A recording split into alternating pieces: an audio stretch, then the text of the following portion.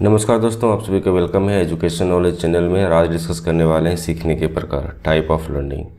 और type of learning की बात हो रही है तो आशुबेल इन्होंने जो सीखने के प्रकार की बात की जा रही है, सीखने के कितने प्रकार हो सकते हैं, इसको क्लासिफिकेशन करते हुए बताए हैं कि हम लोग अगर सीखने की बात करते हैं तो कितने तरीके से सीख सकते हैं, सीखने का क्या क्या स्टेप हो सकता है और सीखने का तरीका किस प्रकार से देखने को मिलता है। इसी संबंधी आज हम डिस्कस करने वाले हैं। और ये टेलीग्राम ग्रुप है, इसको ज्वाइन कर लीजिएगा। इसका लिंक डिस्क्रिप्शन बॉक्स में मिल जाएगा। ये QR कोड, इसको स्कैन करके भी यहाँ से ज्वाइन कर सकते हैं। तो चलिए आज से क्लास स्टार्ट करते हैं।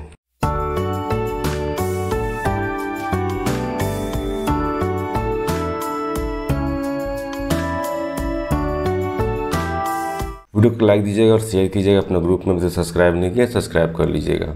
सीखने की प्रकार की बात हो रही है, टाइप ऑफ लर्निंग की बात हो रही है। तो आशुबेल के अनुसार ये बताया गया है कि अगर सीखने की बात करते हैं तो इसको हम कितने प्रकार से या कितने भागों में इसको वर्गीकृत कर सकते हैं। इसी से संबंधित आज का वीडियो है। ये आपका चैप्टर लिया गया है सीखना। इसी के अंतर्गत आपको देखने को मिलेगा। ये सब्जेक्ट का नाम है शिक्षण एवं अधिगम। तो सीखने की प्रकार की बात करते हैं तो आशुबेल ने इसे इस प्रकार से क्लासीफाई किए है, जिसमें कि पहला पॉइंट इसमें क्या आता है कि अधिकरण सीखना, ये रिसेप्शन लर्निंग की बात होती है। ये रिसेप्शन लर्निंग क्या है इसके बारे में समझेंगे हम लोग। इसके बाद नेक्स्ट आपका पॉइंट आता है आपका डिस्कवरी लर्निंग, अन्वेषण सीखने की बात होती है। ठीक है। नेक्स्ट आपका आता है इसी में रट कर सीखना, रूट लर्निंग कहते हैं इसको। और नेक्स्ट इसमें आता है अर्थपूर्ण सीखना या मीनिंगफुल लर्निंग। तो सीखने के प्रकार अर्थात सीखने का जो तरीका होता है, ठीक है, आप कितने तरीके से सीख सकते हैं। तो यहाँ पे आप देख सकते हैं कि इनके अनुसार बताया गया है कि आप 4 तरीके से सीख सकते हैं। ये चारे चीज़ किस प्रकार से फंक्शन होता है इसके बारे में समझेंगे। जैसे अगर पहला बात करते हैं अधिकरण सीखना या रिसेप्शन लर्निंग की बात होती है। इसमें क्या होता है कि सीखने का कोई पहचान जो होता है उसमें कुछ नहीं होता। जितने भी स्टूडेंट्स होते हैं सभी को क्या होता है कि जितने भी लर्निंग मटेरियल्स होते हैं, जैसे कि जो भी आप चीज़ पढ़ना चाह रहे हैं उससे संबंधित जो भी इसको बुक्स की ज़रूरत होती है वो सारी बुक्स उसको अवेलेबल कर दिया जाता है, चाहे वो लिख कर दिया जाता है चाहे वो बोल कर दिया जाता है। उसके बाद क्या होता है कि वो सारी चीज़ों को स्वयं से सीखते हैं, खुद सारी चीज़ों को सीखने की कोशिश करते हैं।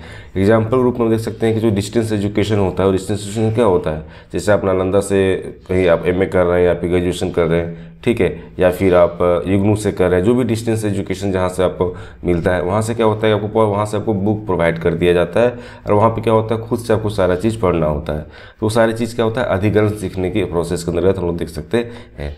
इसमें क्या होता है कि बच्चे को जो है जितने भी स्टूडेंट होते हैं उस सारे स्टूडेंट को जो समझने का जो अवसर है वो नहीं मिल पाता है। साथ में क्या होता है कि जो विशेष रूप से जो वर्ग की व्यवस्था की बात की जाती है या फिर बोल सकते हैं किसी चीज़ को समझाने की बात होती है कि कोई पॉइंट को अच्छी तरह से डील करने की बात होती है, तो सारी चीज़ें वो क्या होता है उसको सुविधा उस सारी चीज़ों को नहीं मिल पाता है। जिस कारण से क्या होता है कि हमेशा उसको नया एक नियोजन रूप से क्या होता है समझने का प्रयास करना पड़ता है, जिससे कि बच्चे को कहीं ना कहीं दिक्कत भी हो जाती है। तो अधिकरण सीखने का अंतर्गत क्या हुआ कि आपको जितना भी डिस्टेंस एजुकेशन के अंतर्गत मिलता है बच्चे को सारी चीज़ प्रोवाइड कर दी जाता है, लेकिन उसको समझाया नहीं जाता है, उसको बताया नहीं जाता है। उसको सारी चीज़ जितने भी सीखने के लिए जो भी चीज़ की आवश्यकता होती है वो सारी चीज़ें उसको दे दी जाती है और वहाँ से क्या होता है वो स्वयं उस सारी चीज़ों को सीखने का प्रयास करता है। तो पहला पॉइंट क्या था आपका अधिकरण सीखना, रिसेप्शन लर्निंग, आपको समझ में आ गया होगा। नेक्स्ट बात करते हैं अन्वेषण सीखने की बात करते हैं, डिस्कवरी लर्निंग की बात करते हैं। इसमें क्या होता है जो भी शिक्षण की बात की जाती है तो बालक को सामग्री दी ही जाती है। उसके बाद भी क्या होता है कि बच्चे को हमेशा एक नए कॉन्सेप्ट, नए आइडियाज़, नए रूल्स सीखने का अवसर भी मिलता है। जब कोई चीज़ को हम सिखाने की बात करते हैं, कोई छोटे छोटे चीज़ को सिखाने की बात करते हैं तो बच्चों क्या होता है सारी चीज़ों को यहाँ पे हम लोग दे देते हैं। और देने के बाद क्या होता है कि वो सारी चीज़ों को वहाँ पे रखने के बाद वहाँ पे क्या होता है कि बच्चे सारी चीज़ों को डिस्कवर करता है, खोजता है ये सारी चीज़ें किस प्रकार से हो रहे हैं। तो उसका जो भी कॉन्सेप्ट होता है वहाँ से उस चीज़ों को सीखता है, नए नए आइडिया को सीखता है, नए नए रूल्स को सीखता है। तो वहाँ पर सीखने का अवसर काफ़ी ज़्यादा मिल जाता है कि जिस तरह की चीज़ों को सीखना चाह रहा है, जिस तरह का आप उसको सामग्री लर्निंग मटेरियल्स जिस प्रकार के इसको दे रहे हैं, ठीक है, उसी प्रकार से क्या होता है सारी चीज़ों को वहाँ से सीख पाता है। इससे फ़ायदा ये होता है कि जब बच्चे खुद से सारी चीज़ों को सीखने की कोशिश करते हैं, वहाँ डिस्कवर करने की कोशिश करते हैं, तो वहाँ पे क्या होता है कि बच्चे जो है अर्थपूर्ण भी सीख सकते हैं। अर्थात कि ये है कि वहाँ बहुत सारी चीज़ें ऐसे है जिसका अच्छी तरह से उसका एनालाइज करके उसके बारे में सोच समझ के हर चीज़ का उसका एक मीनिंग निकल के आता है कि हाँ ठीक है ये सारी चीज़ें किस प्रकार से काम कर सकता है। या फिर वो हो सकता है कि अर्थपूर्ण नहीं भी हो, जो भी चीज़ वो पढ़ रहा है हो सकता है उसके समझ में लगता है कि सारी चीज़ें सही है, लेकिन हो सकता है कुछ चीज़ ऐसे जो उसके समझ में वो सही है लेकिन हकीकत वो सही नहीं है। तो कुछ चीज़ें ऐसी होती है जो होता है मीनिंगफुल हो सकता है, कुछ चीज़ ऐसी होती है जो मीनिंगफुल नहीं होता है।